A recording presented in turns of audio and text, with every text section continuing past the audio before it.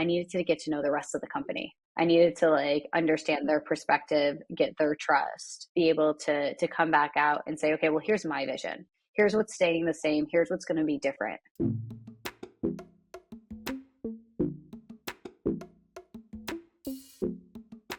Hi, everyone. Welcome to episode 83 of the MiamiTech Pod. I'm excited to be joined today with my normal co-host, Brian Breslin, but also a special guest co-host, Elizabeth Irizarry, who is the COO of the Local Leaders Collective. So welcome, Elizabeth.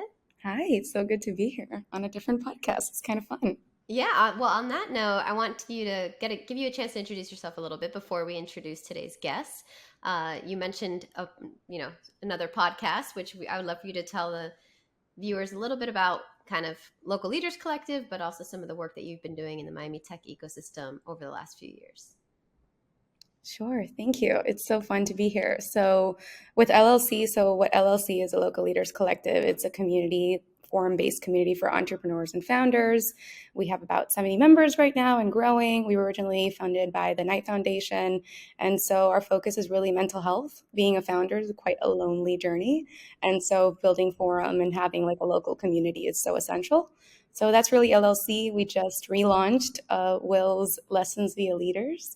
And so that's officially out. And so excited to kind of be co-hosting and being a part of the community in different ways. Nice. And you're originally from Miami, right? Or where are you Yes, really. I've been in Miami since like 98, 99. Okay. Yeah, I was born in Cuba, and then Miami is basically like I've never left. Amazing. Well, great to have you. I'm excited to chat a little bit more. And of course, our guest of honor today, Katy Carrigan, COO of Goody. Welcome to the episode, Katy, sorry. Hello. No, that's okay. Happy to be here. Really excited to chat with you all. Great. So for our listeners who aren't familiar with Goody, can you give a quick elevator pitch? What is Goody?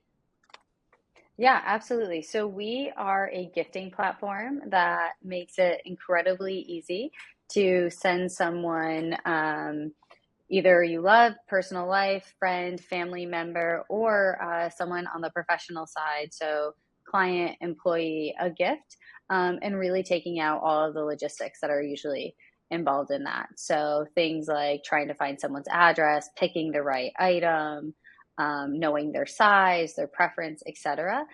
With our platform, you literally can send gifts in seconds. So I will say that I have actually been a recipient of a Goody gift, I think twice. And it was a delightful experience. I think what was really interesting to me about it was the fact that the gift that I was originally expected to receive, I was able to swap it out for something I actually wanted. And that made the experience better for me. And so it also realized like I don't have to have as much pressure on me if I were to give a gift, because someone could swap it and not offend me, because I'm not a great gift giver, as my wife would attest. Yeah, that's awesome. And I love that you use the word delightful. That's a big word that we use here internally, like delight, surprise, joyful. Like it really should be an experience that like makes you feel good. Like you feel that like dopamine rush when you get a Goody notification. And we often say it's like the one social platform that is sharing some good or makes you feel good ultimately, because who doesn't love sending or receiving gifts? But the interesting thing on the swap, that's a heavily used feature. It's really like a lot of people at first when they're trying to like send a gift, they are excited about it because to your point, they don't have to have all this pressure of picking the right thing. But some recipients are like, like, is this going to be rude? Are they going to see what I pick? And we always like reassure them, like, no, this is actually completely normal. And I like to think about it's really good practice for sustainability and making sure we're not producing a lot of waste, because it's much better to get something you want, not have to even go through the motions of like returns or exchanges if we just get it right the first time around. I will say to our audience, though, if anyone wants to give me a box of, was it Levine bakery cookies, I will happily accept them, and I will not swap them out, just so you know. No, those are one of our top sellers. If the audience hasn't had them, definitely go and try them. They're literally like cookies the size of your head.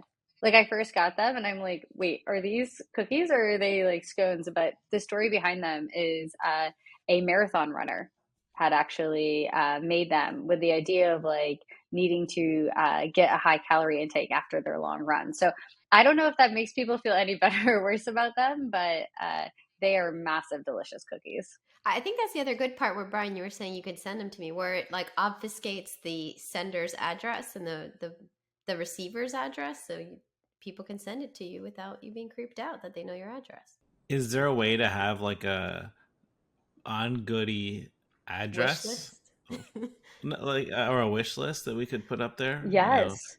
so that Yeah, there Elizabeth, is. our new co-host, can receive all of the Bombas socks or candles that her heart's desires. Yeah, no, you can go on our app.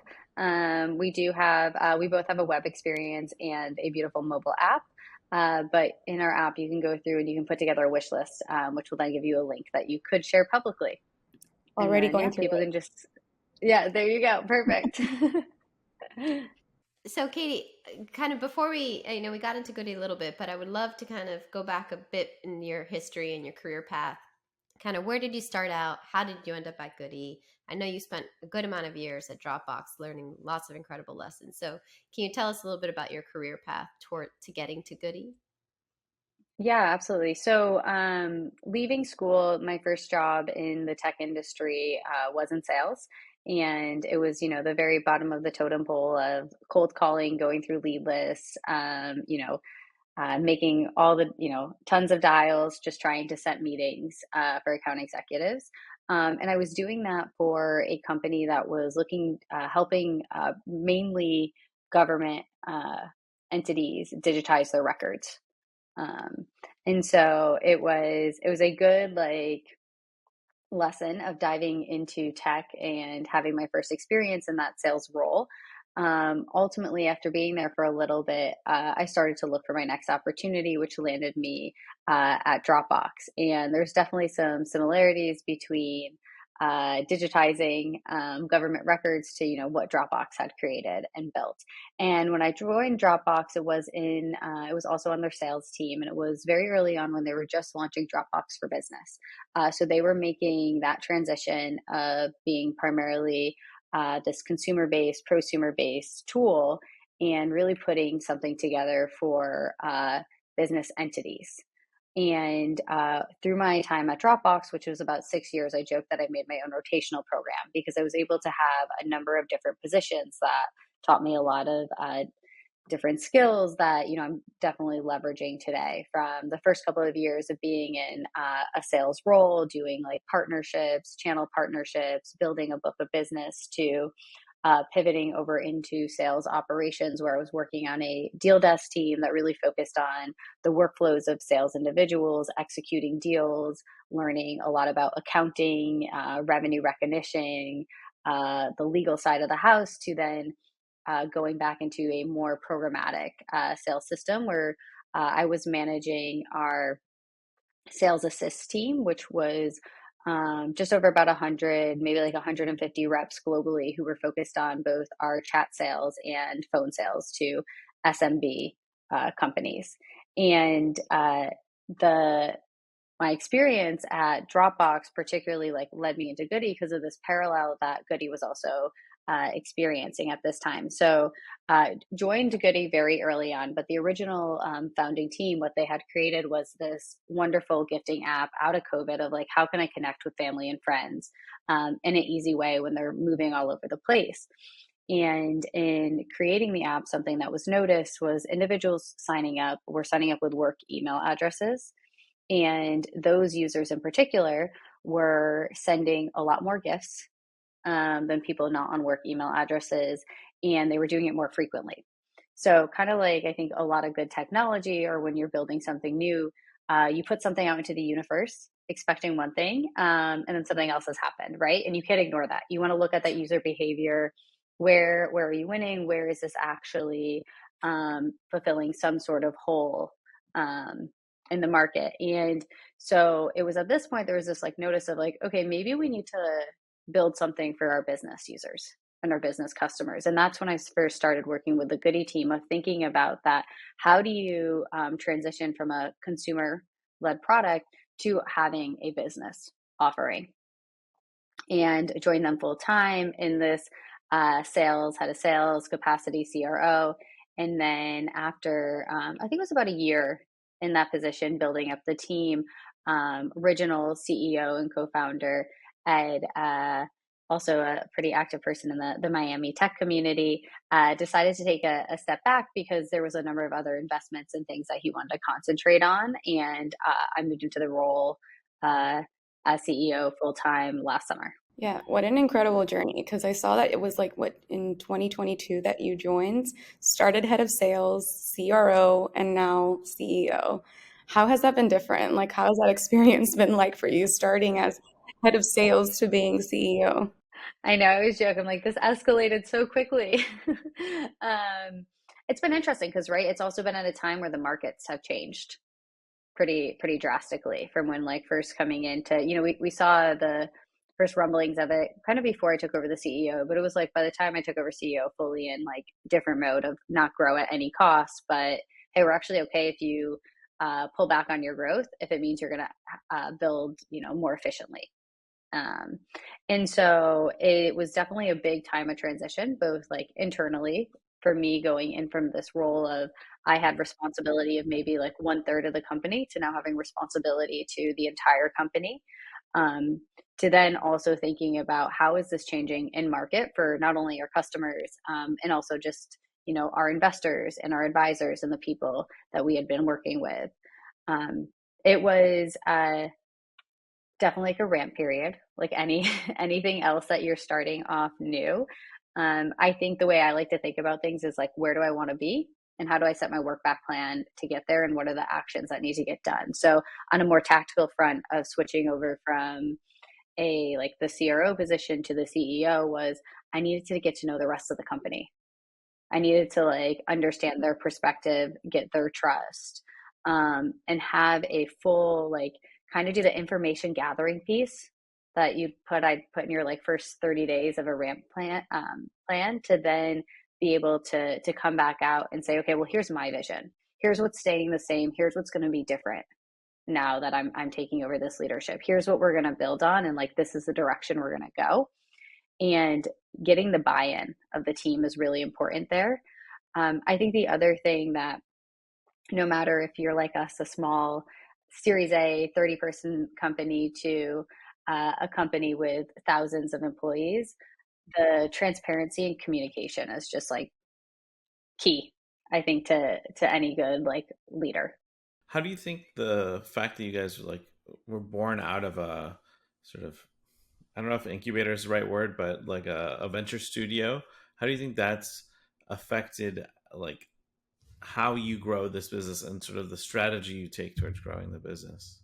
I always say like leave your ego at the door, and why I think that phrase is like relevant here is that like how lucky are we to grow out of something like that, that the amount of individuals who've seen success in the past that we can tap into, that we can talk to, that we don't need to be like building in tunnels, that we have this great network of resources that are, hey, do you know someone else who's done this thing that you could introduce me to? So I can talk about like what they learned along the way. I mean, I think it's similar to like why these conversations get me so excited because hearing people's like different experiences and getting exposed to them can really just accelerate all of us. So I think that's one of the biggest differences and something that I feel really fortunate on how I've been introduced to this like venture community and startup community is through a network of people who have seen success and who have done building and who have failed and can really help guide and advise. Yeah, for those who aren't aware, I'm not sure if we mentioned this, but the venture studio that Brian's referring to and Katie is Pareto Holdings, which is uh, an initiative by John Oringer and Ed Landa, who we mentioned. We're Past guests. past guests. I mean, I don't think Ed has been Yes. on actually, but John has, and we're big fans. So just in case anyone was kind of wondering, but we're so excited that they're here. How much do you kind of interact with some of the other companies coming out of the studio? Yeah. Somewhat, I think that's where like Ed is a really good like kind of like nucleus or like root of this of like I think it was recently I said something to him of like, okay, we really want like an AI tool on the CX side, especially coming like our busy season helps a ton in making sure that we're staying on top of those like customer comms. And he's like, oh great, like you should talk to this company that we're working with. So it's really helpful in that way of you know, kind of calling on him and the rest of his team of, hey, this is what we want to do. Do you know someone? Or even similar here, I think, Maria, that's how you and I got introduced. It was like, hey, Ed team, I'm moving to Miami. Who should I know? Who should I meet? Like, where should I get plugged in to the community? And I was shared your name. Yeah, thank you to Liz Pullman for that. It's great. No, it's so on that note, yes, you kind of moved to Miami. Thoughts on Miami? How is it treating you? Yeah, I love Miami. It's so much fun. It's always a great time. It's also been interesting because prior to setting up shop in Miami, was in San Francisco as like home base for 7 or so years, and I would have like some visitors during that time, maybe like 2 or 3 a year.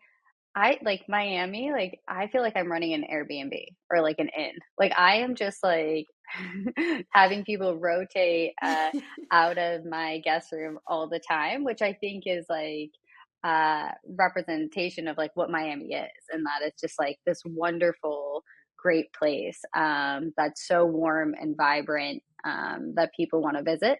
I think what's been cool for me though, as someone who's not just coming through as a visitor, is kind of learning the community and the roots that are there as well. And it's, not just a place to, go to the club, but there's a lot of really cool, like innovative tech and companies and community being built here. Has like the spirit of like Miami, our vibrancy, like affected the culture at all and the Goody team? We're a completely remote team, and so we're kind of spread out all over. Not kind of, we are spread out all over the place, both the United States and world. We have a couple employees in Brazil, a couple in Canada, someone in the Netherlands. So I would say that we're just a diverse group in general that brings a lot of different energy. Not this past year, but in early 2022, we brought the entire team to Miami. And that was definitely a ton of fun. And there was a lot of vibrancy coming off of that offsite.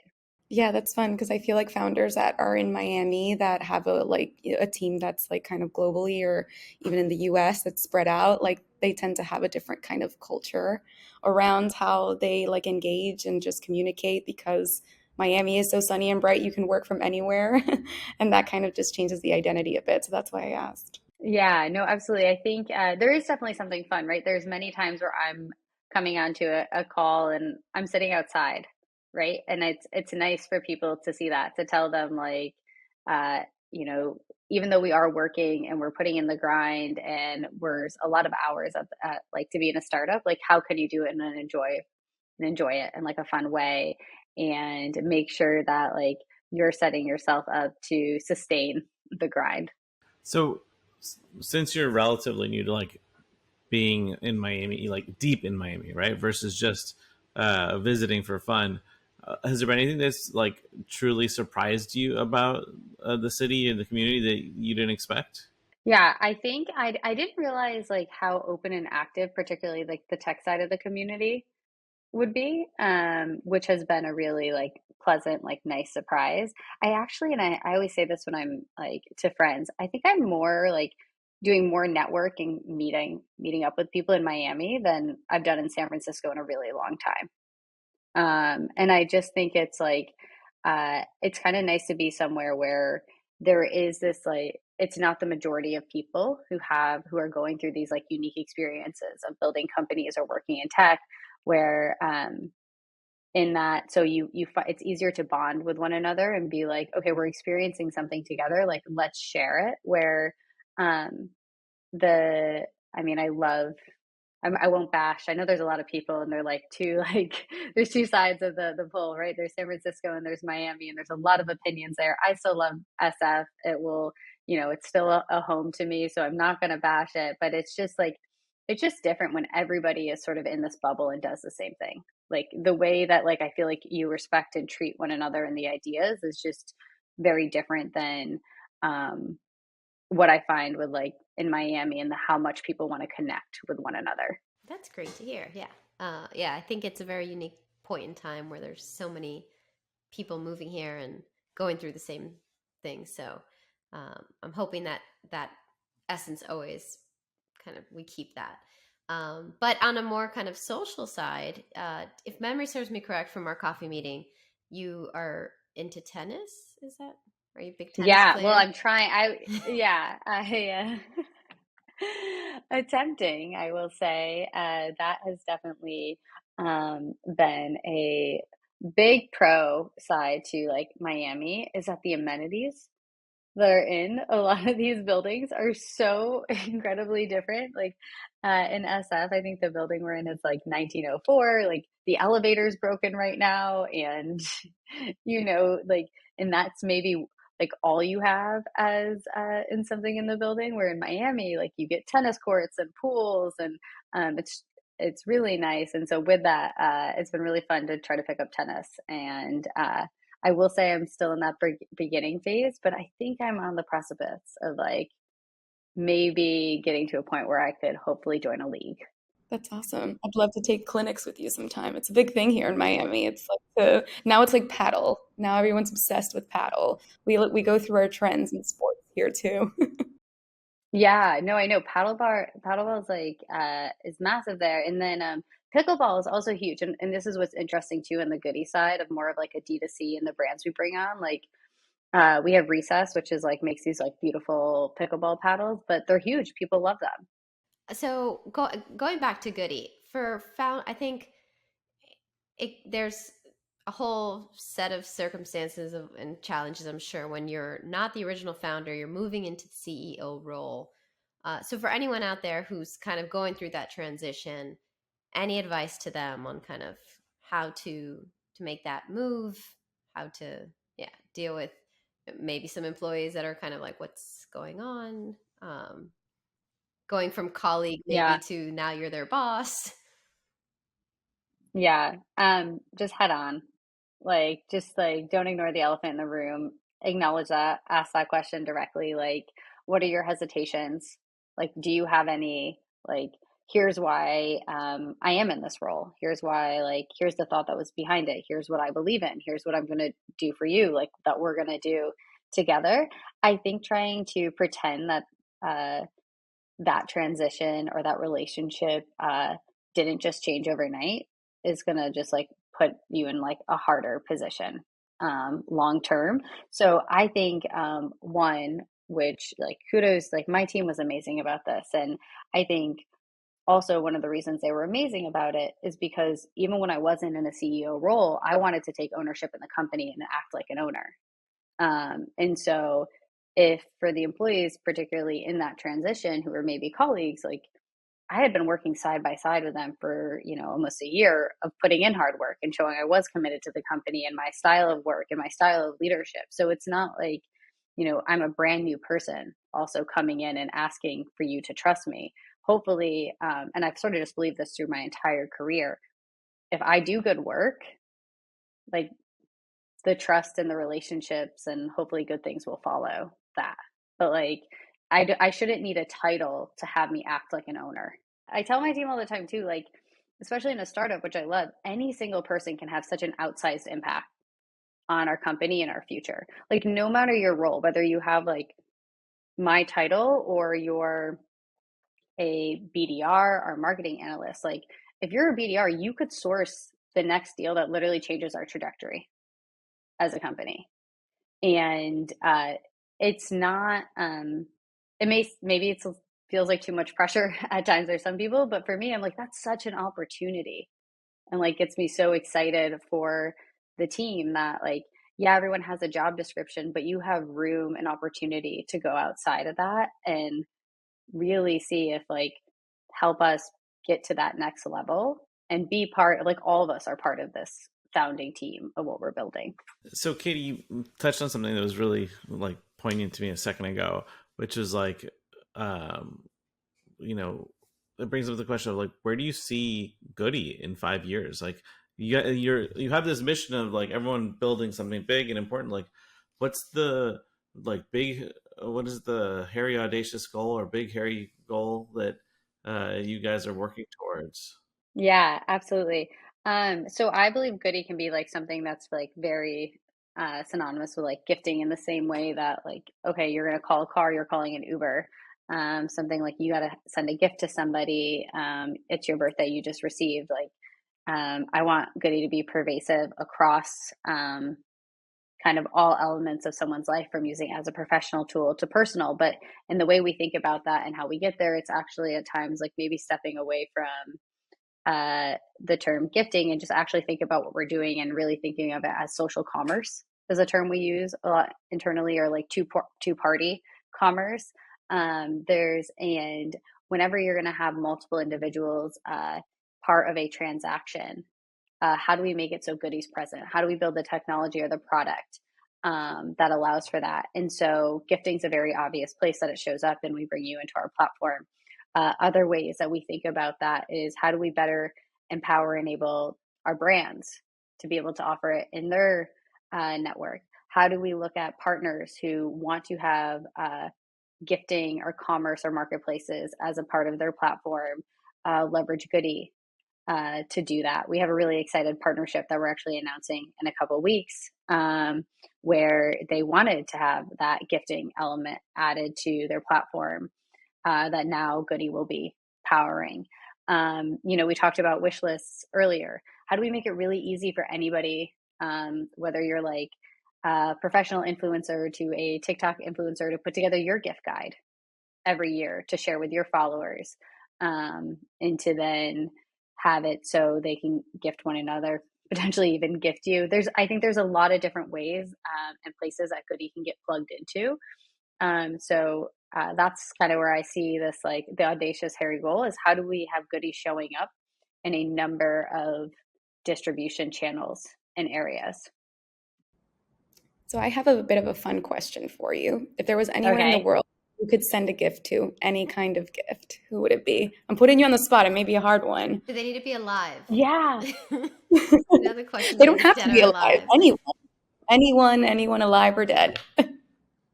Oh my gosh, that is like very much so on the spot. I'm trying to think, right? Like the very first thing in my mind goes to is like, who's gonna have like the most like influence if I send them a gift and then they repost about it? Like that is like, I'm Your so in the Could be marketing a hat mindset. on. Yeah, exactly, I Mark. I'm so in like a growth mindset that I'm like not even, it wasn't even like, oh, because I really like appreciate or respect them. I'm like, who can I send this to that if they then go tell everybody else how great it is? It's gonna go viral. Yeah, exactly. Well, I Brian, mean, What about anything you Brian? have? that's an okay answer. My answer that I would have wished you had said was cookies to the three of you, duh, you know. But I'll let it pass. Oh, you're on mute. You're on mute. I missed your answer, Brian, because Suri went off Oh, on my computer and muted you guys in the background Oh, when that no. What I happened. was saying, I was making a bad joke that the correct answer should have been cookies for the three of you. But that's Uh, okay. that would totally We'll go let it viral. pass. Your idea has probably much better ROI for the business than just sending the three of us cookies. But that's Bigger. okay. I get it. yeah. That's okay. I just wanted to have you have to say your bad joke twice Yeah. to to I've been to told that if I really, tell it three times, it actually becomes a good joke. But no one has yeah. confirmed that yet, since people just walk away after the first time. So. Yeah. Well, I would say I would honestly like I should know who this is, but I don't know who has the most like influence. Like, is it like Beyonce? Is it Kim K? Is it Obama? Is I mean, it's it, probably like you know? Cristiano Ronaldo or some, I would, yeah. but like, I guess the question is like, in what audience do you want to, like, is it like business influencers that you want? Like, is it HR people? Like, who in a business normally sends gifts? right? Is it admins, like the assistants, Hmm. who are like the gatekeepers? Like, so then the question is like, who do they look up to? Who's their like key inspo person? Yeah. What is interesting, and you are right on hit the nail on the head there, Brian. EAs are a great community to work with, and they definitely do a lot of gifting. There's a lot of EA influencers out there. Really? Like that was something, yeah. There's like and now I think it's becoming more of a trend, like LinkedIn influencers or professional influencers. But that is definitely something that we looked at and tapped into of like, okay, what are the newsletters, podcasts, etc., that our EAs are subscribing to, that we can sponsor, work with, and talk with. But is this like, those TikTok videos of like a day in the life of a marketer at LinkedIn, and it's some like vapid person who like drinks 3 smoothies a day? Like, is it like that? Or is it someone like, this is my system for organizing my notes. I've never missed a note in 42 years, yada, yada, yada. Like, oh, I don't know. It's I'm curious. Marie Yeah, Kondo. no, it's the latter. Like I was just last a couple weeks ago, or maybe it was like last month now, I like went and I did a little presentation to the EA Mafia. EA Mafia. Uh Now, the is that E scarier than the PayPal mafia that you probably know a lot about? Definitely way scarier than the EA Good. Mafia. The strings that they can pull at a lot of very large companies. But it was actually that. It was more of the latter of like it was like really good sessions of like how can you be a good executive to your CEO? What does it mean to actually guard their time? Like when someone, comes in and asks for a meeting request, like what are you going to do to like make sure it's worth it, to how do you become more of like that strategic partner to them? And it's like way beyond just scheduling. So I will say they do have some good influencers and communities that is looking to that has some more of that professional development and not so vapid. I'm sure the vapid one does exist, and maybe you'll be scrolling through TikTok and you'll see something that's like, and now we are going to send our gift out to our teams, and hopefully they're using Goody. But actually, no, it's a really cool, great community that's pretty tight knit. So I'm going to flip Elizabeth's last question on you, right? Since you didn't have anyone specifically that you wanted to give a gift to, but what would be the gift that you want to receive more than anything? Ooh, okay. I do have a pretty long wish list actually. We should drop that link if anyone is looking to send a gift or stand out in my inbox, as I would say. Um, okay, what I'm an experienced girl. Like I think like some of the best gifts are like when you're gonna like give someone something that like they'll remember and lasting, and something that we have I don't know, we are constantly changing our catalog, but something that was very cool that we had was we work with Virgin Experiences, and there was one where you could like uh go with a race car driver. And I thought that was like I was very intrigued, and I still want to do that, and that is on my list. Is I want to like I don't want to drive myself, but I would love to get in a car with a professional driver and just like go around a track at like, you know, an insane speed that I could never imagine. That's interesting. So our experience is a big part of the catalog of things that Goody is stocking up on. Actually, they are pretty like it depends on how you want to define experience. So like we also would say in that category is like spas, like giving spa gift certificates is a big gift item that people like to claim. Airbnb is another big one. Uh, Newly, which is a clothing rental company that gets gifted a lot. So if you chalk that all up into experience, then yes, for sure. But I will say majority is a lot more on the like cookie, candles, slippers, olive oil, like physical goods. I'd say this has been like one of the really fun parts about building Goody is like this intersection between SaaS, but also like CPG and like D2C world. Like it's a very like unique spot of like we're building a tech company, but also thinking a lot about like traditional like e-commerce marketing, uh, CPG world. Well, I know we're coming up to time, but I want to thank you so much, Katie, for coming on. Any last minute things? How can people find you? Are you on Twitter? That's the one thing I've been told that I need to be better is like if I'm going to be in like really into this like tech world, I need to have a Get bigger a Twitter. presence on Twitter. I know Tweet I at haven't done Elon. that yet. Elon. Elon sent Yeah. Elon a gift. There you go. Actually, there you go. That is a good one. And we're always like, what if you could gift a Tesla? Like, we want to get some, like, if anyone has something like crazy that they think would be very cool to gift, like, I'm all ears. We love to, like, be creative, like, stay at, ahead of the curve. Like, how do we go beyond having the world's best cookies? Um, but yeah, LinkedIn, Katy Carrigan, just honestly shoot me an email, katie@ongoody.com. Always happy to talk and love to hear feedback. Awesome. Thanks again. It's been great having you. And this was episode 83 of the Miami Tech Pod.